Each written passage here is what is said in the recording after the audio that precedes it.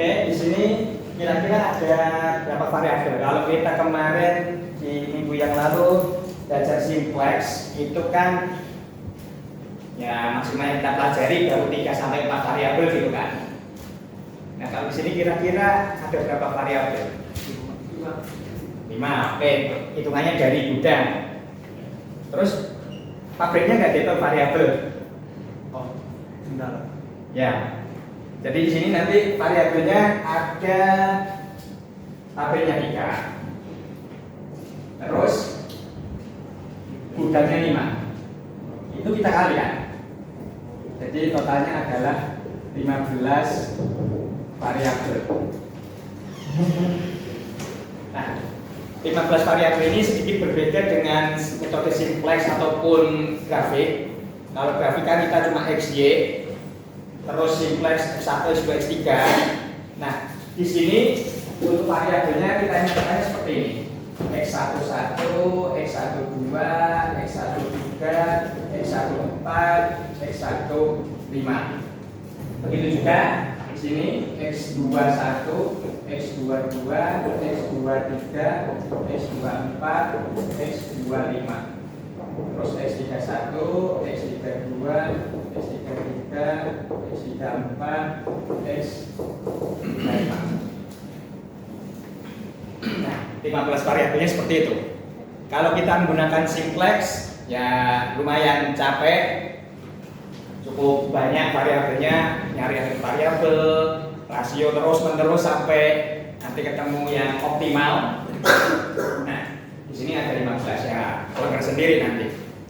Nah, makanya di sini nanti kita bagi jadi 2. Yang pertama ada istilah solusi awal. Kemudian nanti ada istilah solusi optimal.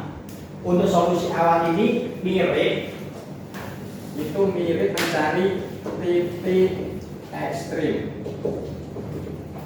di metode grafik.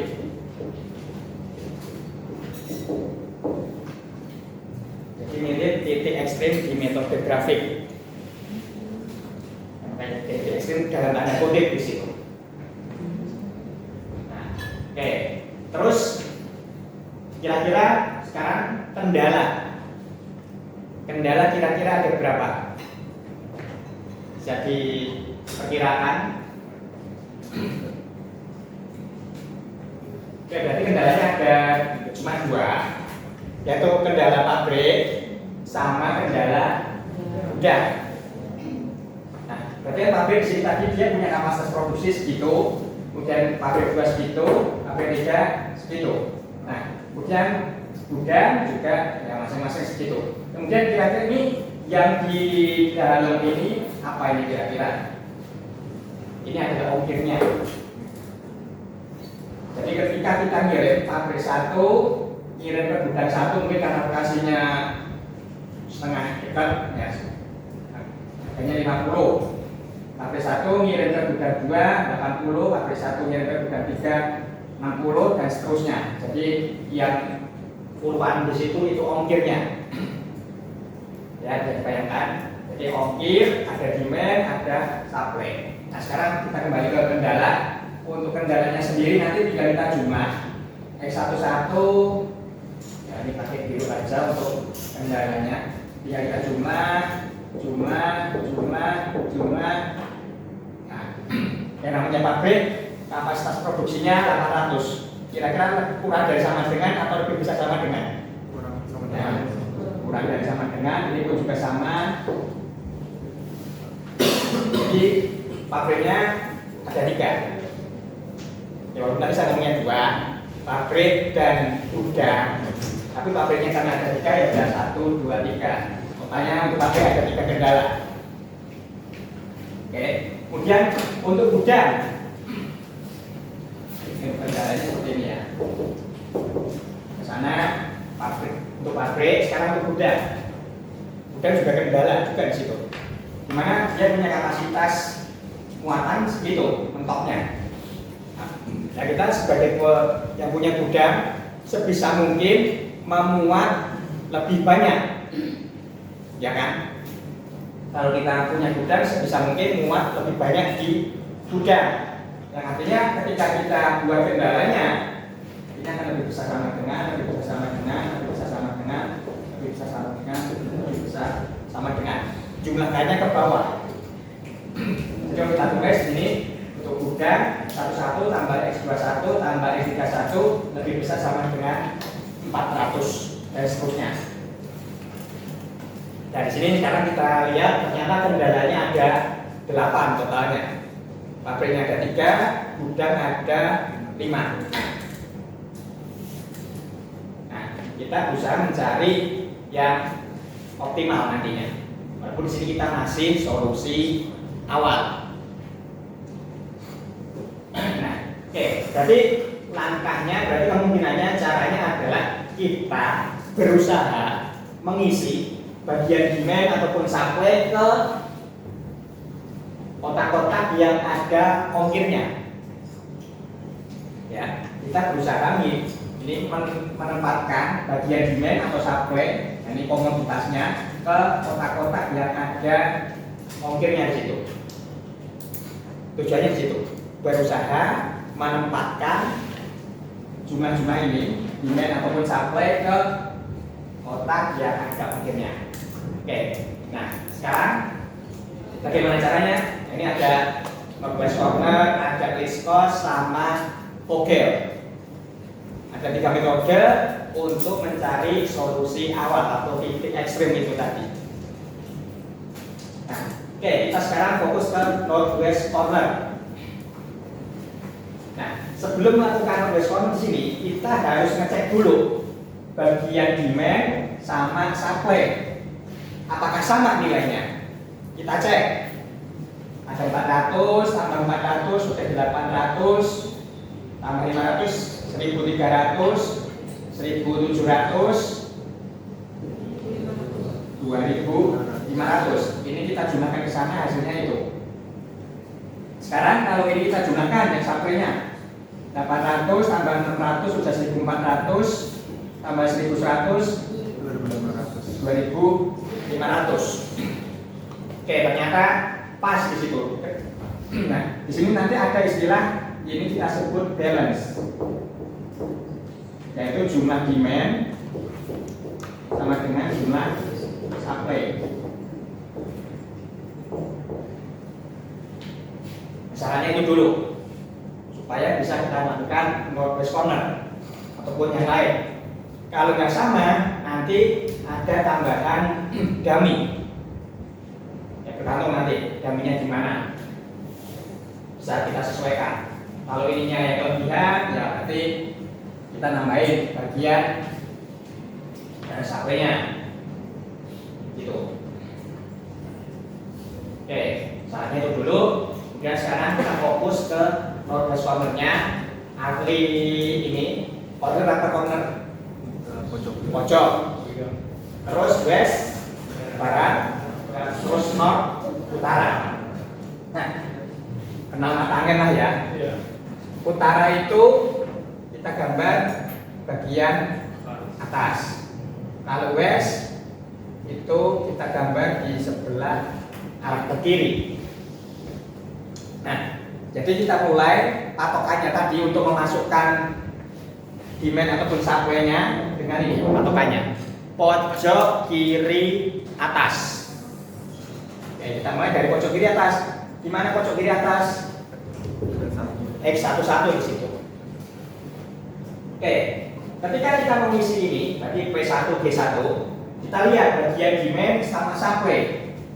Demand-nya 400, supply-nya 800. Intinya supaya di sini terpenuhi. Nah, mana yang supaya terpenuhi? Apakah bagian demand atau supply? Kira-kira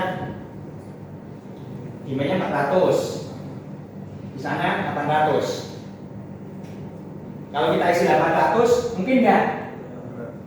Enggak, karena kapasitasnya 400. Nah, sehingga yang memungkinkan kita isikan adalah yang 400.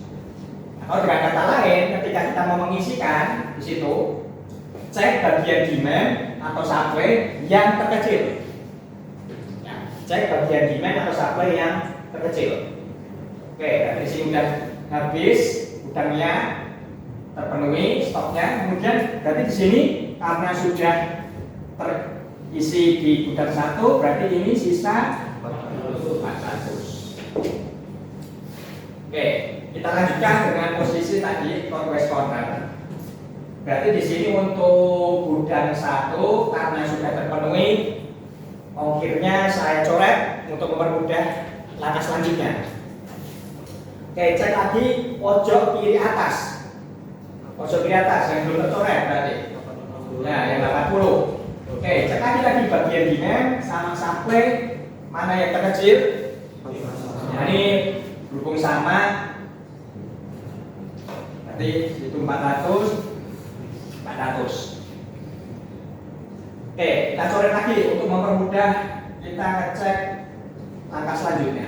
Berarti ini kan sudah terpenuhi kan? Oke, langkah selanjutnya yang belum terpenuhi di 23. Oke, cek bagian demand sama supply mana yang lebih kecil? 500. Kita coret, di sini berarti sisa 100. Oke, gudang 3 sudah terpenuhi, coret aja.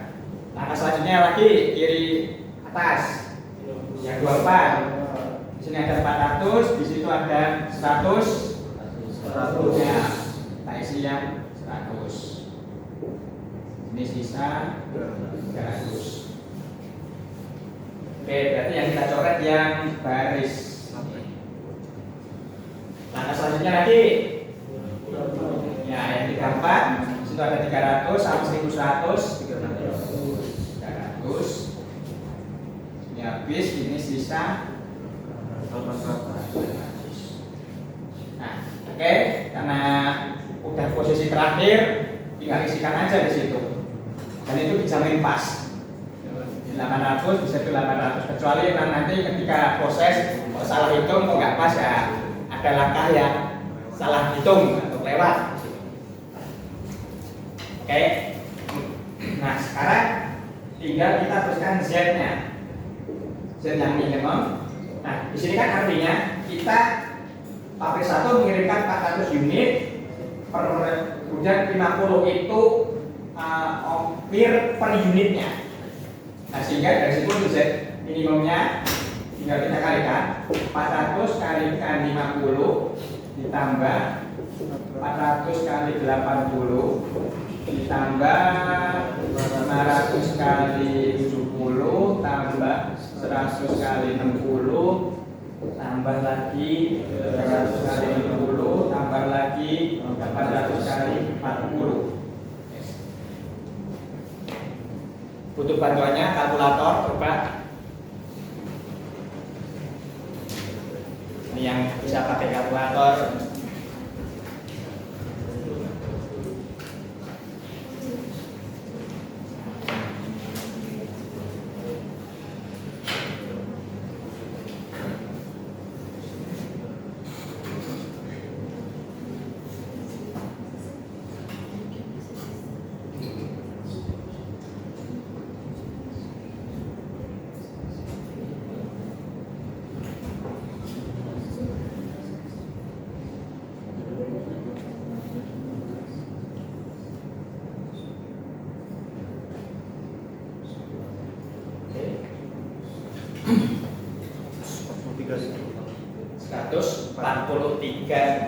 Oke, sip.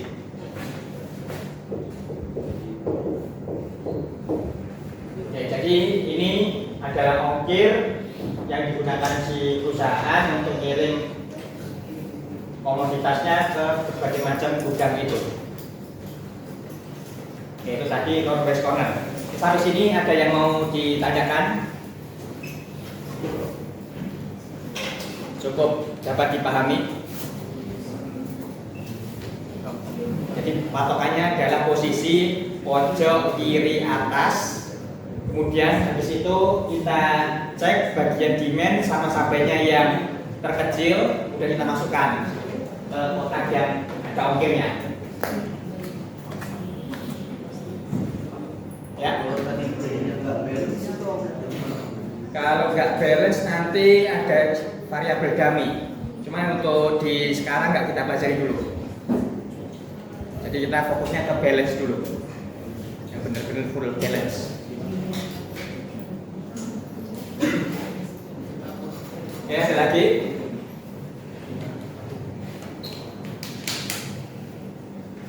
Kalau enggak, kita lanjut ke metode yang kedua, yaitu metode least cost, atau istilah bahasa Indonesianya adalah ongkos terkecil.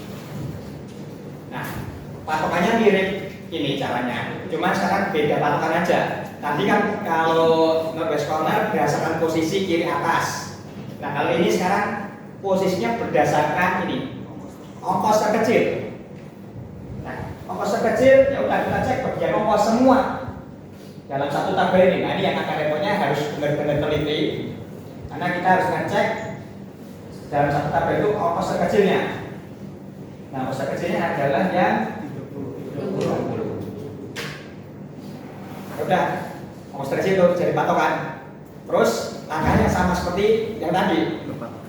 Oke, kita isi bagian demand sama sampai yang kecil 800. Korek. Jadi stoknya habis. Ini juga sudah terpenuhi. Oke, lanjut lagi. Ongkos terkecil selanjutnya 40. Nah, di sini 40-nya ternyata ada 2. Ya udah, terserah, bebas. Oke, di situ posisi satunya, sekarang kita posisi 2-nya di sini. Berarti ada 400 sama 100. Oke, saya isikan di situ 400, ini sisa 200. Oke, ini berarti sudah terpenuhi gudang satunya. Sekarang lanjut lagi ongkos terkecil selanjutnya, masih 40 di situ. Cek lagi bagian demand sama supply mana yang terkecil? 200. Salah masukin saya. Ini sisa 200, di sana saya coret. Salah kan? Ini steward yang begini nih. Sorry, berarti bukan 200. Nah, masih di sini berarti 400. Isinya 400. Maaf Pak. Terus berarti 400-nya habis. Ini sisa 700. Berarti yang ini habis kan, stoknya apa? Sudah terpenuhi. Ongkos terkecil selanjutnya ada 60. Ada 3 tuh 60-nya. Dan terserah mau yang mana. Yang atas. Oke, di sini ada 400 sama 200 yang kita isikan 200. Oke, ini sisa 200, ini sudah terpenuhi. Terus yang bawah aja ini boleh. Nah, ini kita isikan 200. Ini habis. Ini sisa 500. Terus yang dicoret ini. Nah udah, karena udah tinggal satu kayak itu tadi, pasti ngepas di 500, di sana 500 dan dicoret akhir. Oke, Z-nya itu sama dengan, saya mulai dari garis atas dulu. Ada 800 kali 30 tambah 400 kali 40 tambah 200 kali 60 tambah 400 kali 40 tambah 500 kali 60 tambah terakhir 200 kali 60.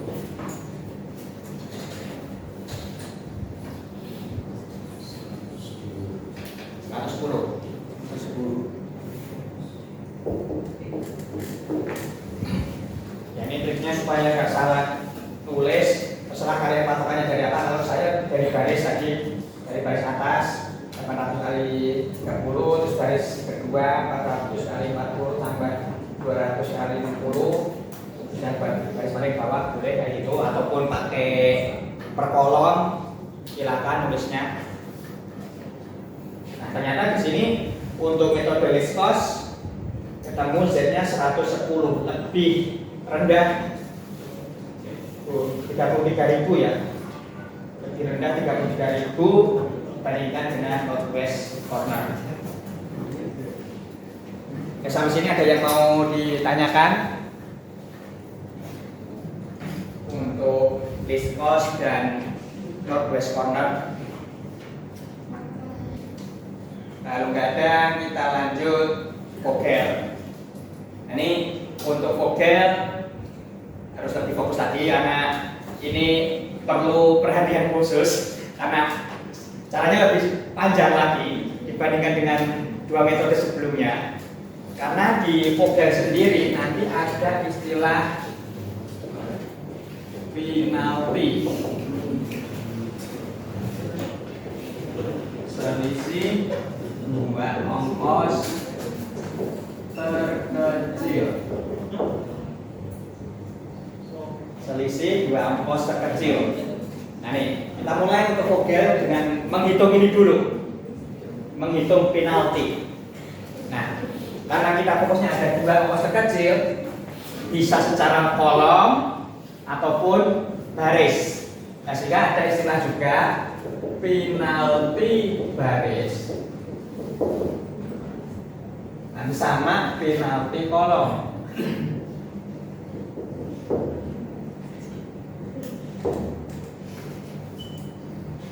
Oke, kita coba menghitung dulu nih penalti baris.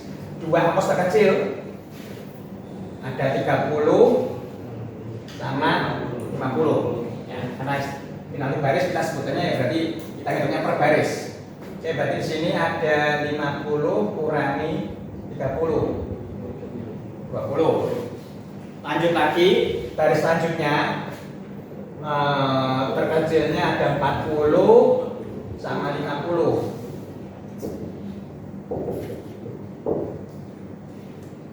Yang baris 3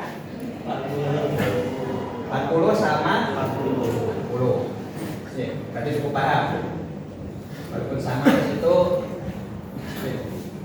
Oke, itu penalti baris. Karena kita ke penalti kolomnya. Untuk kolom pertama 50 kurangi 40 ketemu 10. Di sini 70 sama 40 ketemu 30. Ini 60 60 0. Di sini juga sama 60 kurangi 60 0. Di sini 40 30 ya.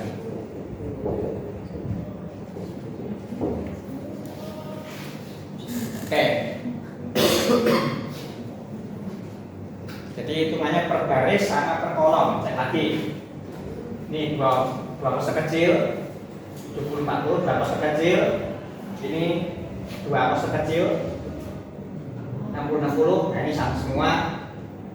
Ini 40 30. Tuh. Yang itu pun juga sama.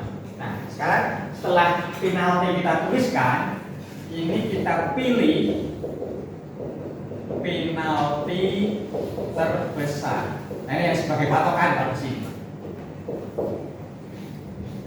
Ya, karena di sini ada dua penalti, baik kolom maupun baris, ya tetap pilih yang terbesar. Mana itu? 30. Udah, ini sebagai patokan, berarti dia di posisi kolom. Nah, kemudian di kolom itu fokus lagi ke ongkos terkecilnya. Nah, ini mirip kayak riskos, cari ongkos terkecil.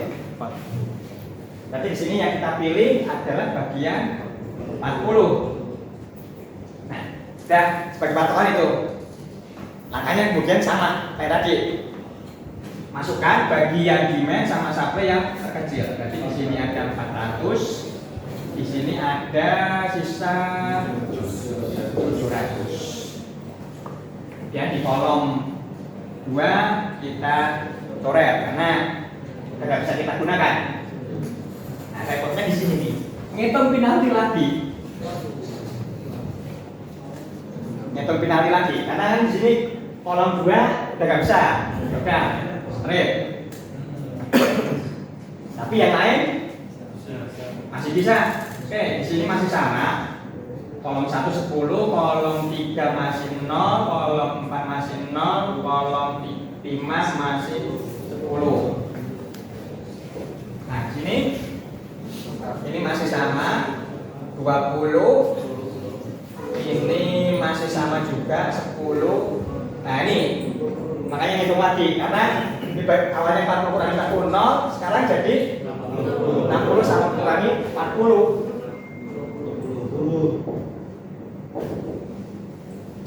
Oke, pilih ongkos penalti terbesar 20. Serah mau yang baris 1 atau baris 3.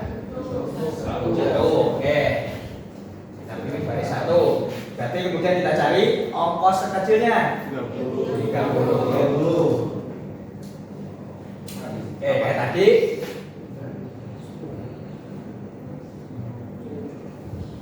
Oke, ini berarti nggak mungkin kita gunakan untuk perhitungan selanjutnya. Ini juga kita gunakan untuk perhitungan selanjutnya. Lanjut lagi. Oke, di sini udah kecoret 50-nya. Berarti langkah selanjutnya di sini 80 kurangi 40. Ini 40, di sini straight. Ini udah ganti ya.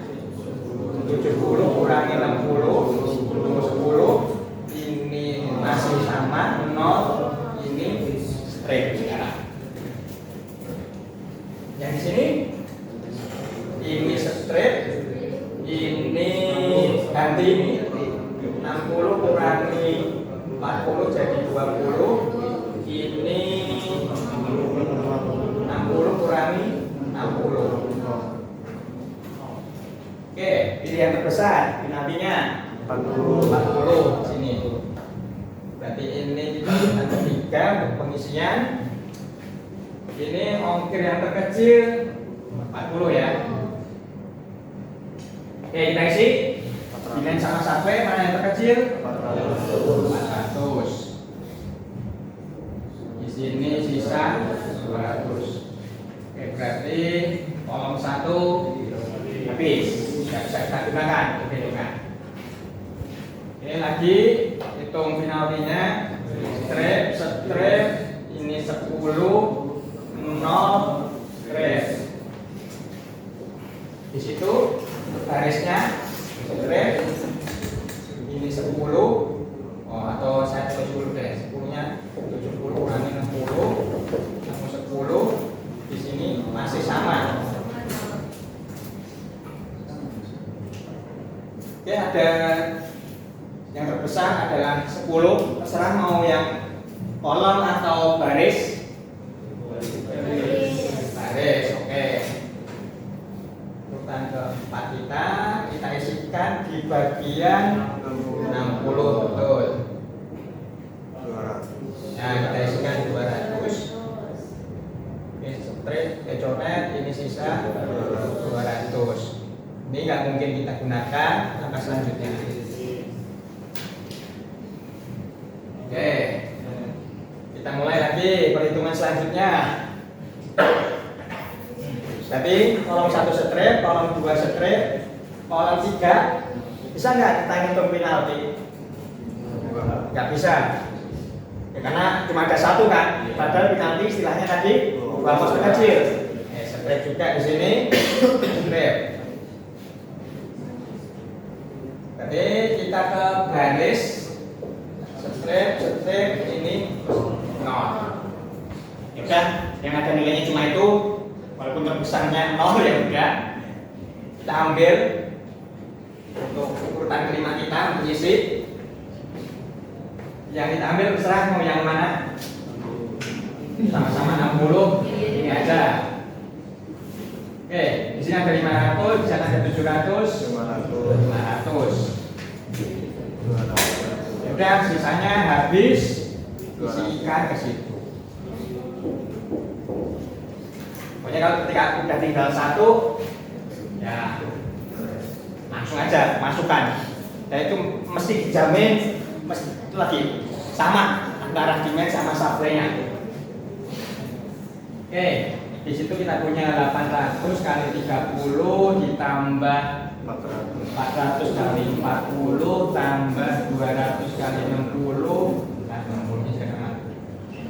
Tambah 400 kali 40 tambah 500 kali 60 tambah lagi 200 kali 60.